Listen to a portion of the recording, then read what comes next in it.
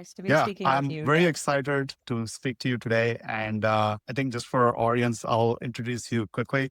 So, Paula Brown-Stafford is a highly experienced clinical research executive with over 35 years of experience. She's early to the industry in terms of seeing it develop from, I would say, the early stages of CRO formation, the whole industry, I guess, having been one of the early contributors at Quintiles and eventually president of clinical development and now CEO of Allucent. Paula is also an author of a book, Remember Who You Are, which is focused on leadership, success, balance, and fulfillment. I'd love to get into that today. And also named the Distinguished Alumni at UNC Chapel Hill and also top 10 women in biotech by Fierce. So I think there's probably a small list I could gather. Paula, I'm sure the list runs long, and but I'm very thankful for you coming on today, and hopefully we'll be able to like explore quite a few of the questions I have around where you've seen this industry come from, and also where you think it will be going down the line, right? So yeah, with that, I will start with my first question. One of the things which is I think really unique and great for a perspective is you were there, I feel, at the beginning of what we are today calling the CRO industry and the clinical research industry, right? So what I'm uh, curious about is what can you tell about your early journey and also just the evolution of the business itself, right? Why is this industry in existence? What was the need for it to form? And of course, now it's a large industry, but I'm just curious if you could kind of place yourself back into the early times and then sort of give our audience a bit of a journey on that. Uh, Happy to. I'll try to do it somewhat quickly. So I joined the industry actually in 1985, and Quintiles, one of the first, had incorporated in 1982. So I came in about 3 years later, and I was the 23rd employee. So I always remember, it was 20 or so people. They were pretty much statisticians and programmers.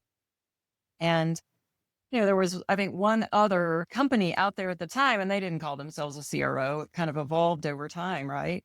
What I joined was a statistical consulting company, and I joined it as a statistician still in school at the University of North Carolina, Chapel Hill. And, why did it come about is that two professors were consulting and bringing expertise to large pharma companies in Europe, actually, and they were bringing expertise to help bring products to market. So they were helping design and analyze data after the fact, analyze the data to try to prove a hypothesis.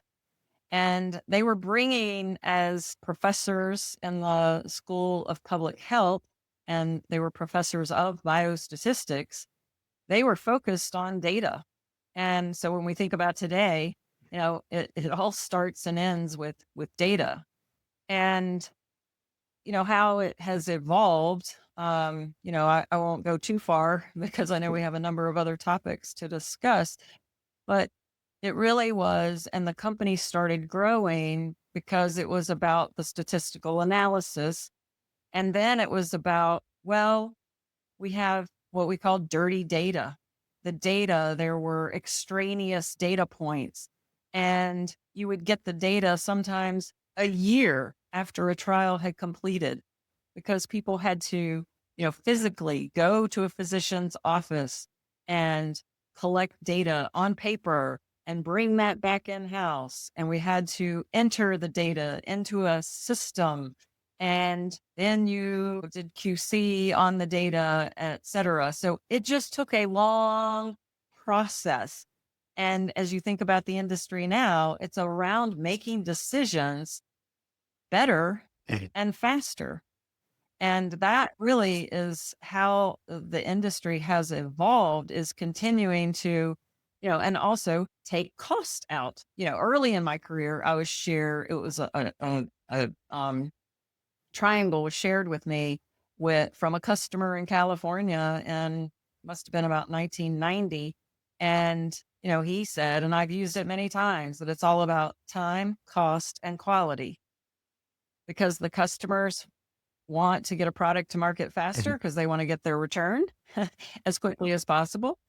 Um, they don't want it to cost as much. And we see at the time I was saying it takes, yeah, 500,000 to get a product to market. And now people are saying 2 billion to get a product to market because you're paying for all the failures as well as the successes. And then quality, you have to provide quality data or the FDA is not going to accept the data and approve a product. So those three are true throughout my now 40 years in the I see. industry. So that's fascinating. I've heard the triangle previously, and I think I've heard it in the context of you can get 2 out of 3. I think that's what I remember about it. But I think the other thing you're mentioning is the cost went from 500 or something substantially lower to billions now for these amount of work which is getting done to bring a drug to market. And I'm curious still, right? Like in terms of the structure itself, did Quintiles and some of the work you've seen building with you and your colleagues, did that grow because the market itself grew because of the number of new drugs and new opportunities, new biotechs or pharma investment to R&D? Or is there a structural reason why you had to sort of like create a new CRO industry versus maybe just doing it within the pharma? Like, why did it evolve to the way it is today? Yeah, no, it's a good question. And, in the early days, it was around bringing expertise. There was so much work going on in the industry that they needed more bodies, if you will. But then it went through a phase that I would say was more in the 90s, was more around, and this I feel like is cyclical, and others will say that as well, that it was around taking fixed costs inside the pharma companies and making them variable costs. And so it was around, pharmaceutical companies until, the 80s. Uh, they did everything in-house. They did everything themselves. And so if they needed a clinical pharmacologist, they might need 20 hours a week from that clinical pharmacologist. But you know what? They had to hire one and they paid 40 hours a week. So they got to the point that they wanted to outsource, and so that they could have a variable cost and they could bring in resources as they needed them with the expertise they needed. Another reason to me is because of the M&A. So the mergers and acquisitions within pharma, it was all, they used to be that they would buy a product not necessarily in their therapeutic wheelhouse. And if they had been a cardiovascular, and there were a lot of cardiovascular companies, but if they were wanting to get into oncology and they would go, buy a company, they bought the product, but they didn't want to buy all the people. But then they realized, not that they then realized because they knew, but they didn't have all the expertise in-house that they needed. So they would come to a niche player, a CRO, who had that expertise. And that still occurs today. They generally try to buy more in their wheelhouse, but when they do, any M&A opportunity, any M&A that happens, what are the financiers looking for? They're looking for synergies. So when they look for those synergies, it means that they do reduce their headcount. But then I think they find over time, they still need expertise in certain areas for those products.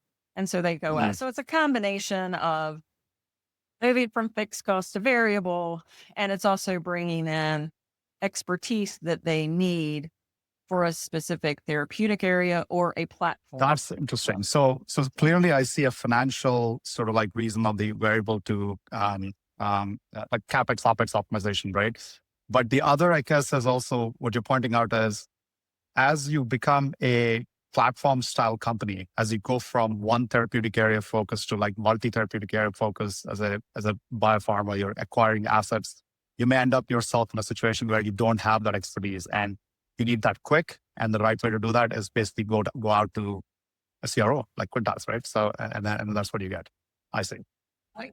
Or Allucent now. Yes, of course. So that is the interesting. So I guess what happened over the last 40 years is we've sort of just what started off as an early, maybe like smaller sets of these strategies have expanded. And of course, now pharma is a very heavy M&A market. And so that kind of propels this kind of same structural requirement and it's going as far as we can see, it's still going right now, right? So, okay, Right.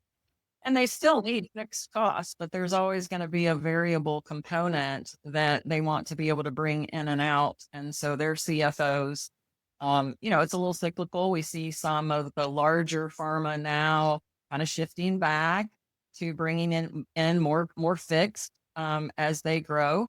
But as they bring in an M&A, they're going to always have those areas that either they don't want to keep all of those type of resources in-house, that they want to rely on others and be able to, stop and start, with got resources it. more quickly. So one of the areas which I think naturally lends to my questioning is the early start of this whole industry you've just described. There's a specific need on that. Data is a huge part of it. Collecting data quickly at an appropriate cost and quality are all important. And I guess the industry certainly has evolved in terms of modernizing itself and how these processes are performed, right? I'm certain when you first started, it's probably a very different process. You just told us that it takes, somebody has to literally go to the site to collect the data. I mean, those days are not the case anymore. We have EDCs, we have ways to capture this data in a quick format. And I also know you have been instrumental in developing data strategies for the industry. You've published on it. You've been in front of Congress around that. So some of the, I guess, walk us through that, right? What was like, would you say, the first modernization effort, and what did that look like in the industry? And I'm particularly thinking maybe like mid 2020, mid 2000s, sort of a time frame. I'm just curious how you would describe it. Yeah. Well, and it was the early 2000s when we started moving more towards electronics data capture. But I'll tell you, I remember moving from, the paper and having to go out to the sites, and it was what was it, the white, Yeah, carbon and copies. pink, and Yeah, then yellow, the three carbon copies, and we had to go out and pull one and leave one at the site. And then it was actually in 1999 that I was collecting data via fax machines. So this was for a late phase study, but we were having sites fax data to us and then doing our entry from there. So you move from paper to fax.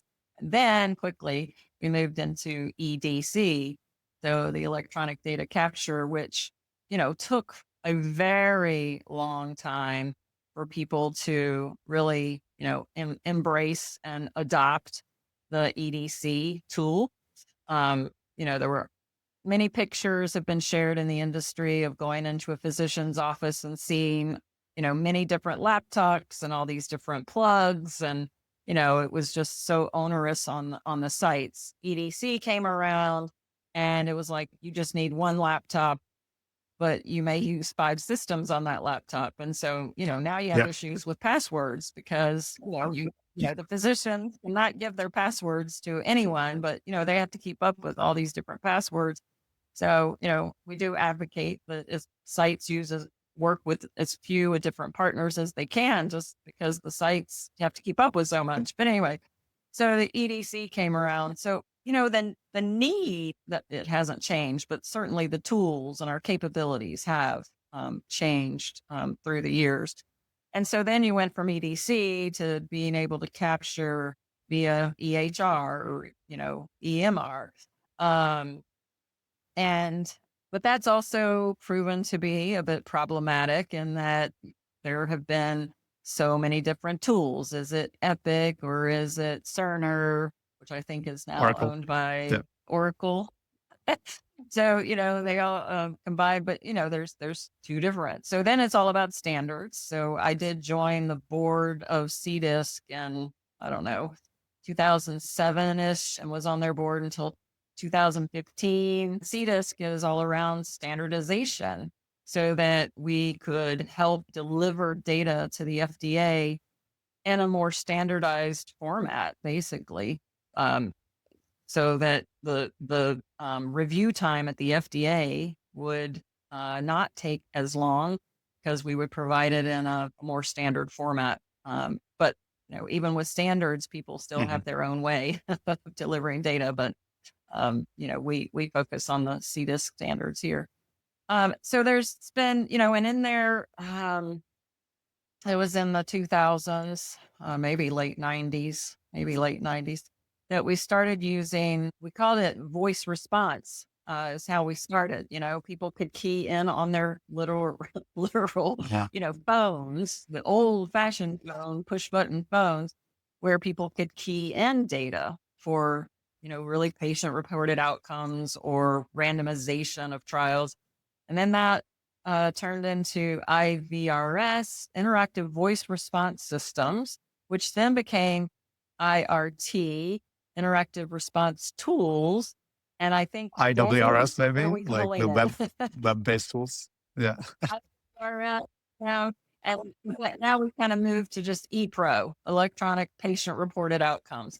So, so there's been this evolution yeah. Anyway, I Hmm. could probably Hmm. go on, Ram, and but that probably gives you a feel for just the tools continue to change, and so now today, AI is upon us in a good way, and that's yet another tool. I know we'll get there in our discussion, but really that's that 2000 to 2012 to 15 Got it. evolution So there. normalization or standardization of data was one of the big things, I suppose. I mean, I can palpably tell you, like right now, everyone follows some kind of normalized data format, right? Yeah.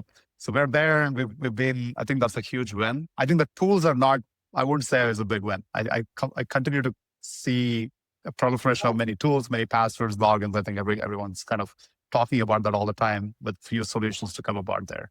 Um, so Right. I guess the one of the things which I wanted, like one of my last questions around your early career at Quintiles is, was there a moment where you had like a sudden inflection of growth, or has this been sort of like a linear growth story?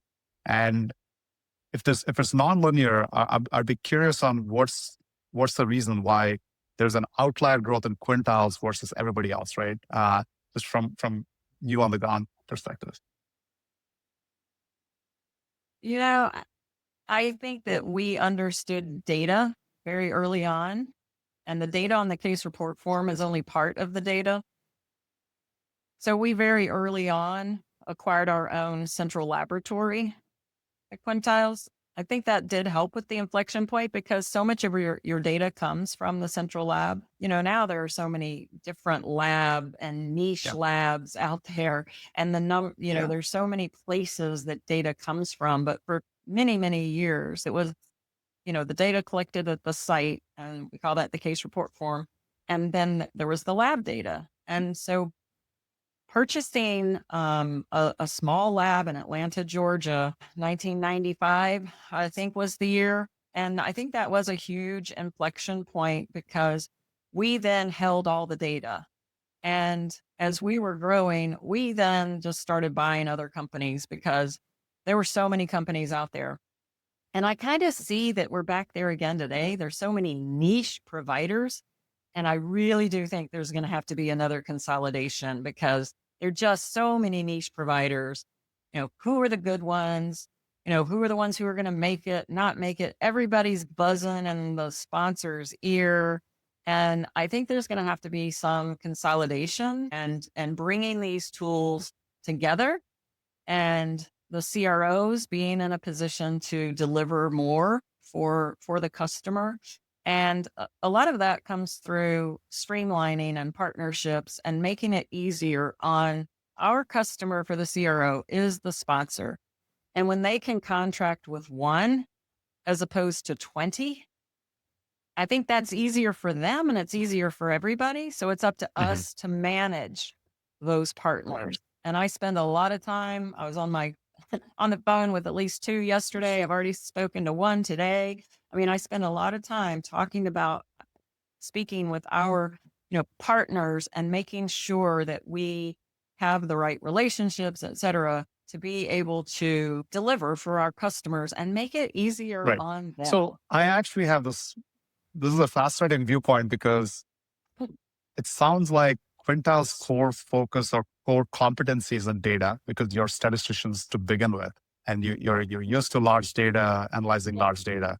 And then you got closer to the data by essentially going to the lab and acquiring a lab. And I like the terminology you used. You said we understood data. So it's basically a skill set you've developed at the corporate strategic level to then say, okay, if we're able to do that, then the inflection will essentially came right after, right? So that's very fascinating. I guess one of the things I'm curious about, and I don't want to get into that just yet, is what are those inflection points we're developing right now, or will be developed into the next coming years? You brought up AI, but we'll get into that. But before we go there, I do want to understand sort of like, what are you building right now? You're at Allucent, and it's a different focus, different, I'm sure, strategy. But I'd be curious on how you would describe your mission right now going forward, right, with where you are. Yeah. So, the big CROs are typically well suited to work with the big sponsor companies. And after I left Quintiles, I took a break and I wrote the book with my friend Lisa. And then I joined a very small, less than 30 people, maybe it was 35 people at the time. Anyway, a biotech company here in North Carolina. And while I was at Quintiles, I recognized that we were built at that point in the 2012 area, around about 2012. I recognized that we delivered well for the big pharma. And so we went out, long story, I'll make it short and say that we acquired a small company about the size, Allucent smaller, bigger than it was, but we bought a company at my direction and request and diligence, et cetera, in 2012, and delivered, and it was specific for biotech companies because that's where a lot of the innovation is happening in the industry. And that's where the M&A happens from the big pharma companies buying these biotech companies. So the innovation is happening in biotech. So I joined a biotech. I saw this, in real time. And so when that company divested of its assets and I took another little break, I was looking at where can I continue to contribute to this industry that I love, that I've been in for my entire career. Where can I contribute? And really, Allucent came knocking. And, what I want to do here is deliver for where the innovation is happening and really build upon a purpose-built CRO, and purpose-built then that it was built for biotech. Those are who our customers are. And so trying to focus the organization in a few therapeutic areas and the platform of cell and gene therapy and rare disease. So they're more of platform because they go across multiple therapeutic areas. And, I just want to continue to build a company that delivers in that niche area. I'm not trying to become a Quintiles or an Icon or a PPD who's now, part of Thermo Fisher. They're the big companies. Right now we're focused on really delivering for our niche customers, which are the biotech and, these therapeutic areas, primarily oncology, CNS, and infectious disease. But then again, the platforms that I mentioned, rare and cell and gene. So just focus is what it's about, and delivering, and really those partnerships. How can I partner better and bring solutions to our customers and utilize, AI to do So that? that's an interesting segue, right? Because it seems like one of the other things happening right now is we are moving, I guess, to a certain extent away from pure therapeutic focus to platform focus. Because as you've said, cell and gene therapy and rare disease are applicable in potentially any disease. It's not just, I guess I can't really name one particular TA. Yeah. So does that mean that you have to structurally think different as an organization? Are there nuances about building a CRO for these platforms versus, say, a CRO building for cardiovascular, which is a therapeutic area, which has a certain, I guess, trial design and whatever other qualifications, right? Yeah. Yeah. So the data that you're collecting might be different, yet it's the same. But the patients that you are looking for when it's a rare disease, you're looking a little bit more for the needle in the haystack. The standard of care is different in different countries, but you're probably not going to find all the patients that you need in your lifetime if you look at one country. So, it's developing protocols that can cross multiple standards of care. They're not tremendously different, but they're nuanced across different countries. And you have to keep that in mind. So that is something that, not everybody gets. And so we've got to, be able to do that. And we do that. When I think about what our customers want, and I guess this isn't really any different than, biotech versus the large pharma, but specializing across that platform is site engagement and patient engagement. We don't have direct interface with the patient, right? But how do we make it easier on the sites to have that relationship with their patients and give them tools that will keep them engaged in the study by collecting data from them, by providing data to them? And the more we can do that to keep not only our sites engaged and our patients engaged, because the thing again about data and is missing data. And being a statistician, I'm very keen and very aware of what missing data can Mhm. do to a project. It can kill a project. You cannot prove your hypothesis if you don't have the right number of patients at the end of the study. So patient engagement is real. It costs money. It can, and I've experienced it, it can kill a study. And then you have to go out and do another study because you didn't have enough patients to prove your hypothesis. So that patient engagement and the site engagement is critical to the success of a project, a protocol, a study, and a And I think hypothesis. all of these challenges compound, especially in the rare disease and cell and genes, because I guess you can't really power your study in a way where it's okay to like lose 20% of your data, right? Like that. You don't have the luxuries as you would in other trial designs. You Uh, don't have luxury. In rare, every patient is so special and you need that patient. You spent weeks, months, and maybe a year finding, that last patient, mhm. and you've got to keep them.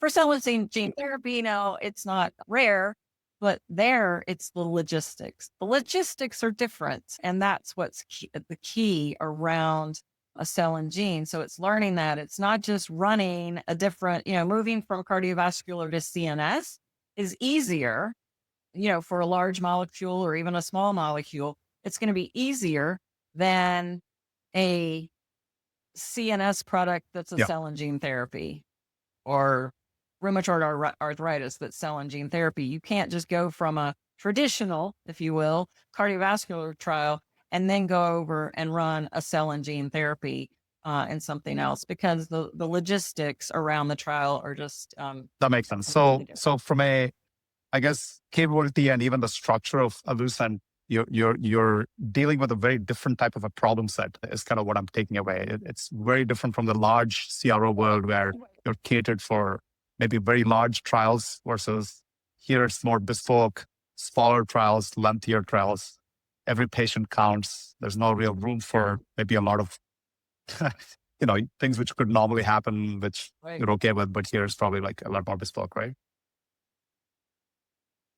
It is. And I will say though, and with our trials, some of them can end up being large because if we've run, and this has happened where we've moved from running a phase 2 study of 200 patients, we're moving straight into, because of our success, moving straight into running a phase 3 study with 800 patients. So, we do run large trials, but it starts from proving in the phase two space in the bespoke model that you Got it. Okay. described. So one of the curiosities I have is this all happening right now because there is I mean, I guess new modalities are coming out right now. We've had mRNA platforms and different types of modalities, which are, I think, like coming out or have come out in the recent past. But has there also been something around the regulatory pathways which have sort of improved this type of trial design being more prevalent? Or I'm just curious, like why now versus 10 years ago? Why is there a sudden need to build these sort of platform-specific CROs or services, right? Right. So I mean, obviously the science is changing. So, and bringing in the expertise, hiring the right people who know about that. But you mentioned the regulatory and, I think that the regulators are really trying, I think you mentioned it maybe in the intro, but in terms of the 21st Century Cures Act, which was in 2014, I testified before Congress because we were trying to modernize clinical trials, and the FDA and the government continue to try to, I think, do what they can to streamline our processes. And, so the most recent effort is that they came out with this plausible regulatory pathway. And that's just been in the last month. I think that that's been described. It's FDA guidance that enables a more flexible trial design. They've been working toward these people call them now, used to be called something else. I'm forgetting the old term, but now it's called basket studies, where, in oncology, you can run a trial for, many different types of cancer, because, 35, 40 years ago, there were like 7 different kinds of Right. cancer that people were running clinical trials in. And now we've got, Yeah, hundreds, every mutation is the and new that's really cancer. the precision. It's more, finite, more specific, more precision medicine. But anyway, the FDA, has also come out, and in certain instances, they've said up front, we're not going to require 2 pivotal trials for certain indications that might be rare or terminal illnesses, that they would be just one. But that's the FDA. But, we're seeing some differences in the FDA, MHRA, EMA in terms of some of the trial requirements and whether or not you can allow patients in a trial on placebo, or if it is a terminal disease, then, they want all the patients to, be on treatment, which is understandable. So, there's, there's a lot of Mhm. discussion, and the FDA is coming out with different things, like I say, with this new plausible regulatory pathway, which is, accepting of non-randomized trials. And in the past, you had to have 2 randomized trials, but that's where, for certain indications, they're being, and I say upfront because sometimes customers have gone and, asked, we have one trial, can we use this? And, then you get different regulators who, if you have somebody one day who says no, then you go back 3 months later and you've got a new person to deal with and they say yes. Trying to keep consistency within the agency comes through the Mhm. different guidance that they put out. And I think that I see. helps everybody. So, Does that mean that but operationally you would have to, I guess, change, or are there things which are top of mind in terms of how you deliver into the new regulatory pathway? Like how does this, what is the impact on the industry, the service industry? yeah. So for us, thank you for asking that, because, for us, we have a regulatory consulting group. And one of the things that, we're able to provide because of our expertise, the number of ex regulators that we have in the company, that we can give what I call regulatory intelligence. So trying to guide our customers and advise our customers based on what we're seeing in the agency as we submit INDs with one customer and we see the responses, then, we can, take that knowledge, that learning, if you will, and help other customers understand the pathway. that we're seeing at the agency. So we really call it regulatory intelligence, and being able to provide that upfront and help guide our customers as to what is the drug development pathway, what does your journey look like from a regulatory standpoint. We provide a lot of that expertise, and Yeah. And as yeah, it sounds like it's an evolving space right now, given the guidance is coming out. You said in the recent like months, right? So this is a sort of a new area for everyone. Okay. yeah, it's what, and it's always, new guidance is always coming out. There's been different guidance even on cell and gene therapy, and that continues to evolve. But as the regulators, we bring that into our practice, and the- you know, the regulatory really is how many studies do you need to do? What is the trial design going to look like? And so it may help guide whether or not we're running one study or two studies, and the size of the studies. Is it 100 patients or is it 1,000 patients? So all that comes through with discussion with the Got it. FDA. So given the backdrop of this, and clearly you're positioning to be a force to reckon in that space, right? With Allucent, it sounds like the focus was very clear. It's to provide the right partnership for companies who are dealing with these type of trials and therapeutic areas and platforms. What does that mean from your perspective in terms of what does the future of the CRO industry look like at this point, right? And I also ask that because I am trying to understand, as someone who have had conversations with around AI and how the implications of that would be in the industry. So sort of like some of the natural forces which are driving change, as well as how the new technologies are going to hopefully help, or if they will help or not. I'd be curious to take your view on that. Yeah. Well, I think, it's moving from just being operational to the intelligence, which I mentioned. So not only just being an operator, but operating intelligently. And then from an operational standpoint, how to be as efficient and effective as possible. And if I go back to that triangle, when I think about the time and the cost and the quality, what can help us cut time? And really, if you cut time, you cut costs, but always delivering quality. And I do believe that AI is already and will continue to find ways to help us be more efficient and deliver uh, at a lower cost and shorter time. So what does that mean when I combine that with also the intelligence? We have to have higher skilled staff to provide the intelligence, right? But from an operational, daily task, when I think about collecting the data, et cetera, I do see the use of AI being a teammate, that helps our high skilled staff deliver more efficiently. So what does that mean for the CRO? We have made our revenue, if you will, on services, on our people. And if we need fewer people, what does the cost basis look like? And I do think that's going to evolve, because as you have less people, you have less dollars. But then again, if you have more studies, then you need more people. So it's a little bit of a shift. But it also, I'm just thinking about it in terms of the different value drivers. What delivers value for my customers? They want a product approved as quickly as possible.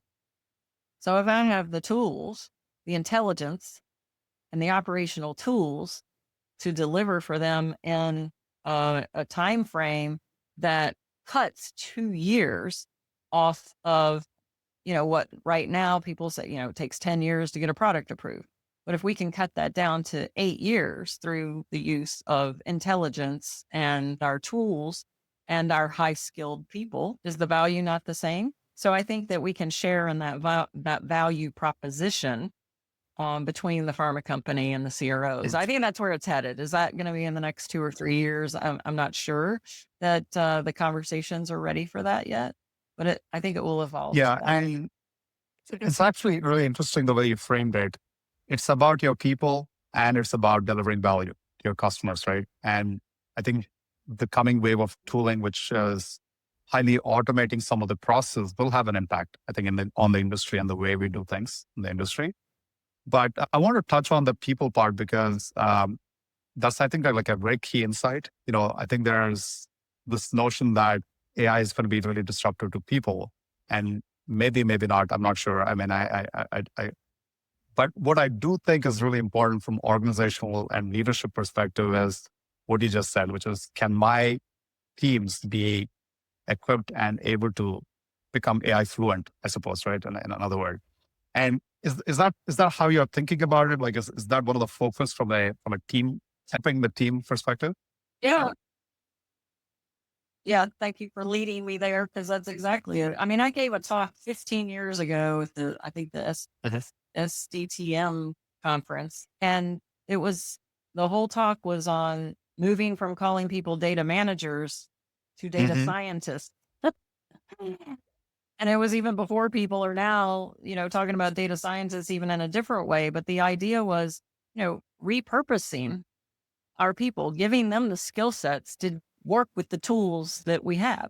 And the tools are going to be different, but the people are the same, but training them and helping them learn, you may need, ultimately fewer people if you have the same number of studies. But if we can increase the studies because we have the number of people, and it doesn't cost a pharma company as much, it doesn't cost them $2 billion to bring a drug to market, then, they can do more with the 2 billion that they have. They can bring 2 products to market if we can be more efficient, right? So it is, I don't want to know if it's repurposing, but it is evolving our people into using the tools that are out there, like AI, to operate differently than we have for the, last 40 years. But in my 40 years, we have continued to evolve, as I've mentioned, and I won't be here for the next 40, but I'm going to be here for at least the next 4. And I will continue to see us to, evolve as an industry. It'll just keep evolving with the tools that, people like you, Ram, are developing. It's going to continue to evolve, and hopefully we can start to decrease and instead of increase the amount that it takes to get a drug. I couldn't agree more. I have personally started to really take issue with this view that AI is actually going to kill a lot of these the traditional concerns on number of jobs. I don't think the reality is we're not seeing that. Even today in the market, we don't see that, right? Take the example of my domain, which is building technology companies, number of software engineers. Yes, we have some of the best products to generate code today, Cursor, and there's so many tools which will enable you to write more code than ever before. When I started my own career to now, my productivity could be 1,000x. And the number of companies which are being started today, like in the Bay Area where I am, and the startup space, is probably an all-time high record. There's so much room for entrepreneurship. There's so much room for having 3 people in a proverbial garage, start something new and kind of disrupt the entire industry today, because you have that power to do that at a what used to be a highly unattainable goal. You need enormous amounts of resources to take on any idea you have and actually deliver it into a product, right? And I think coming from that perspective and looking at how biotech operates, pharma operates, these numbers are astronomical. 2 billion, 5 billion, this is, this is not something an entrepreneur could ever aspire to do, or at least not enough of us can aspire to do that. And I really hope that changes. I think the idea is that we should enable those bench scientists who have great ideas to kind of prove out their hypothesis. And it should not take $1 billion to get there. I think that's a huge disservice to the entire, humanity in itself is how I look at it, right? And I think we've done it in computer science, traditional tech. Based on everything you're saying, I really do hope that happens in biotech as well. I mean, we need more Allucents and more thought leadership like you are presenting here, I think, to make that happen perhaps. But that'd be a good day for all of us to make that happen. Yeah. Well, thank you for that. I think, people are a little afraid. Some people, I don't say all people, but some people are afraid and think that AI is dangerous. And I think there are aspects of AI that can be dangerous, but I don't see that anything that we you, me, we're trying to do in this industry is anything that is dangerous. I think what we're trying to do is help us to be more efficient and to bring more drugs to market without costing so much, such that you can't get a new product to market in an area where we desperately need one. But I've seen too many companies lose funding in the last 2 years who have really viable products that patients are out there waiting for and wanting. But I don't see anything dangerous about us trying to do more with less, or, trying to deliver more products with the same amount of money. And the only way we're going to do that is if we use AI tools. So we have to embrace them and not be afraid of the danger in what we're trying to do in this industry. I think maybe there's some other areas and industries that people could be more afraid of, but I don't think there's anything to be afraid of that we're trying to do with AI. Yeah, no, I I, would I, say I that. really appreciate that viewpoint. It's excellent. I couldn't agree more with you. So my final question will be, in some of your writings and your book as well, you talk about fulfillment and balance. And I am curious what your advice would be to, you know, people coming up in their careers right now, entrepreneurs, early stage employees, and people who are building a career in this particular field, right? What would you tell them in terms of how to find that? Because the pressures are there. I mean, every day is a grind. I feel, at least to me, that's the vantage point I take. But I'd be curious on what your advice would be. Well, I think when you work hard, it comes back to pay, to pave your way. Um, it takes hard work to advance and to grow. I was so fortunate in my career to start where I was, and but I didn't get to where I am. No offense to people, but I didn't get to where I am working 40-hour weeks. But when I think about the balance is that, I also have two grown children who I think have done quite well in life. And I'm very proud of the fact that I was able to do both, be a mother and be an executive because, there were times when I had to, put the phone away. And when we had Blackberries, and some who watch this will remember the Blackberry, and, it would light up red when you got a new message. And my kids would say, Mhm. Mommy, you have a new message. And I would say, well, I'll deal with that after you go to bed. So you have to balance life. But, if you're going to excel, it comes from, working hard. It comes from taking risks. You've taken a lot of risk on a lot of different companies that you've been in. You know, I I took risks joining a company with 23 Mhm. employees, and look how that turned out. But it's because, and we built a culture. We built a culture that, people wanted to succeed and they wanted to build something that they could be proud of. And yeah, I wanted children that I was proud of, but I also wanted my professional career to be something that I was proud of. It was just, for me, I guess I'm type A, and I'm an overachiever, and some of it comes from just wanting to excel, and anyway. So you got to work hard. You Absolutely. got to work hard. That's easy It's to say. yeah, such an excellent perspective. Would you say the pride in work matters more than the earnout, or do both matter? Oh, for me, it's the pride in the work, and the other just Yeah. hopefully comes. I mean, that's how I've always felt. If the earnout comes, I can be happy about that. But I honestly just love the work that I do. I mean, part of my grandmother, I worked on metformin, and was the project manager and helped get that product approved. And, she was on that product for almost 20 years. From the time she was 80 to when she passed away at 99, she was still on that drug that I worked on. I love the innovation that we bring in this industry. And so, for me, it's just,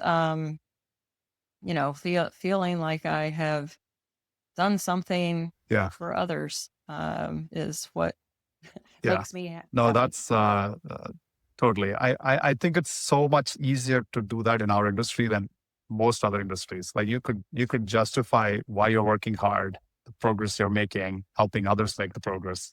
And it all kind of pays back in many forms, right? And one of that is just what you just said with our family's story on this drug. So with that, Paula, I thank you for your time. It's been excellent. I've learned a lot, and I appreciate you sharing your perspective on where we're going with the industry and how you're thinking about the future as well. Thank All you. right. Well, thanks, Ram. Really great question. Thank Enjoyed you the so much. conversation.